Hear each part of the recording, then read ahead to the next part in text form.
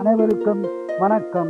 8/6/2026 முதல் 15/6/2026 வரை வார பலன் 12 ராசிக்கு சொல்ல இருக்கிறேன்.